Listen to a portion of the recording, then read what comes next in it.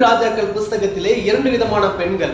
முதல் பெண் பாருங்கள், 2 ராஜாக்கள் புஸ்தகம் 4வது அதிகாரம் 1 முதல் 7 வசனங்களிலே வாசிக்கும் பொழுது, அது தீர்க்கதரிசியின் புத்திரரில் ஒருவனுக்கு மனைவியாயிருந்த ஒரு ஸ்திரீ. அவளிடத்திலே கொஞ்சம் எண்ணெய் இருக்கிறது, நிறைய கடன் ஆகிவிட்டது. எலிசா தீர்க்கதரிசி மூலமாக வந்து அக்கம் பக்கத்தில் இருந்து பாத்திரங்களை எல்லாம் வாங்கி வருகிறார்கள். வீடு எண்ணெய், வீடு முழுவதும் நிரம்பி ஆசீர்வாதங்கள் நிரம்பி வழிகிறது, கடனும் மாறுகிறது. இரண்டாவது ஒரு ஸ்திரீ இருக்கிறாள்.